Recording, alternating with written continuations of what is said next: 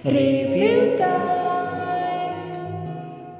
Perkedel kentangnya udah jadi guys. Kita langsung aja review apakah enak atau enggak. Kita saatnya apa sayang? Makan.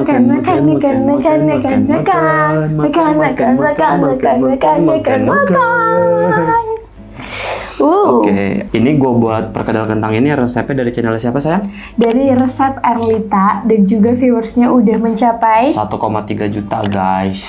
wow. Kita akan coba apakah enak atau enggak. Dari penampilannya sih udah kayak yang ada di rumah makan ya perkedelnya Iya, kita tuh. coba rasanya. Tuh. Dia daun seledrinya kan banyak tuh, jadi lebih cantik aja warnanya.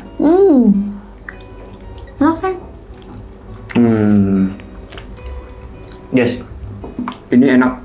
Serius, ini ladanya dan garamnya itu pas. Ini lebih dominan rasa ladanya guys. Tapi ladanya mungkin bisa dikurangin dikit aja buat yang gak suka strong banget gitu. Dia dipakai nasi, enak juga nih. Manis nih.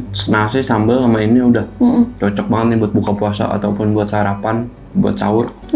Jos nih. Dan kalau yang suka asin, bisa ditambahin garam di telurnya guys. Tadi gua di telurnya itu nggak pakai garam. Aku tuh nggak pakai garam tadi, jadi kan takut keasinan kan. Iya. Jadi cuma di adonan kentangnya aja.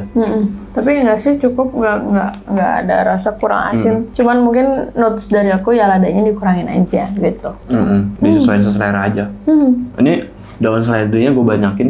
Iya. Dan ternyata ngebantu banget sama rasanya. Jadi lebih segar ya. Nggak cuma rasa kentang asin ada. Terus ada kriuk-kriuknya gitu loh pas kita gigit. Oke guys, ini gue mau habisin perkedel dulu. Kayaknya gue akan makan nasi karena enak. Jangan lupa di like, Comment, subscribe, share, dan tekan tekan tombol tombol loncengnya. Oke, see you in the next video.